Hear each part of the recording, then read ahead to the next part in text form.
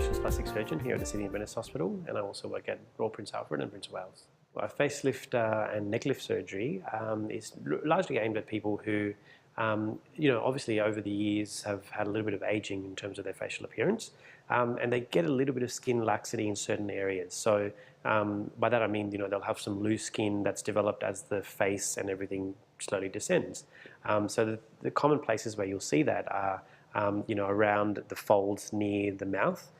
So you get a little bit more of a hang of the skin. You see a little bit along their jawline, and it's interesting how youth defining the jawline is. So someone who's got a very distinct and very clear jawline often looks a lot younger, and someone who just doesn't have quite that clear line will look a little bit older. So people who have a little bit of loose skin down here called the jowl often don't like that, and because it makes them look a little bit older.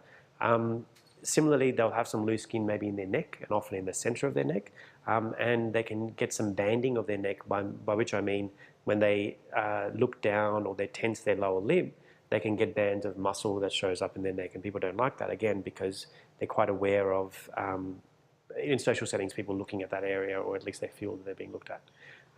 So I think those are sort of the people who, and I guess it's the person who really feels that that's impacting on their personal life.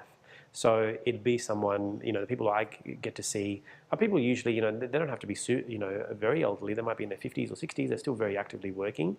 And sometimes they're just in an office setting. There might be something that they're always in the public eye. They might be doing marketing or sales, or they're often going out to see clients and they're driving around. And so they often feel like they're the forefront of their business or whatever institution they work for.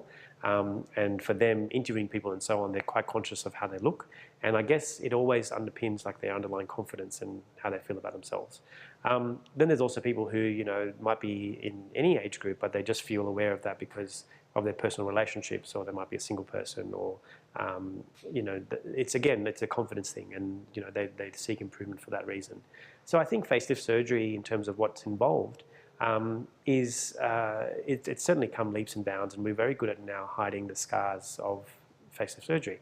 And I think that's what people are aware of. And I think for me, it's not just about hiding the scars, but about how someone looks. It needs to look fairly simple, it needs to look natural. And it's not about converting someone who looks like in their 50s back to when they were 20. You need to make them look something realistic, because I think there's a fine balance between looking someone like they've been operated on and someone who just looks naturally beautiful. So what I say to everyone is, I think the goal of facelift surgery is for people to notice, but they shouldn't notice that you've had an operation. So, so what I talk to them about is just something that's appropriate to their age. So we usually do a scar that's around the ear, so in front of the ear, and then it goes around the lobe and back to the hairline. And so the only time that scar is ever going to show is when someone wears their hair up, where the scar behind the ear may be noticeable. It's also the scar where all of the tension of a facelift is held down. So the scar, can be a little bit broader than anywhere else. So if people are okay with wearing their hair down or just seeing how their scar goes, then it's pretty good. In terms of what's involved in an operation, it's a general anaesthetic. The operation takes about 3 to 4 hours. While you're asleep, we put local anaesthetic everywhere along the face, usually along the face and the neck. We usually start off, if you need to, with some liposuction of the neck. Like I said, the jawline is pretty critical to how youthful you look. And then under the skin, we lift the skin and basically tighten the skin, but the skin relaxes over time very quickly. So, with any operation, whether it's on the breast or the tummy or wherever, the concepts are the same, where we do repairs under the skin that will hold the tension and the shape over time. So there's a layer under the skin which combines all the muscles of the face. It's called the SMAS, or SMAS.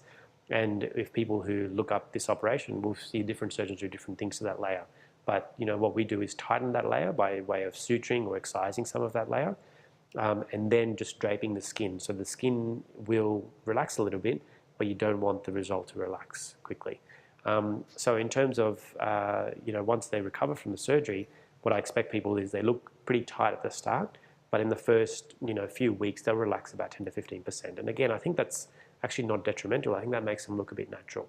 I warn people that they look pretty bruised and swollen. They can be pretty impressively bruised and swollen in the first week, but by the time they see me at the end of the 1 week, they're actually not too bad, and after 2 weeks, they're pretty good. So it's 1 to 2 weeks in terms of downtime, But after that, they're usually at work, they're usually doing social things, they're pretty socially acceptable. The recovery is not, it's actually quite quick.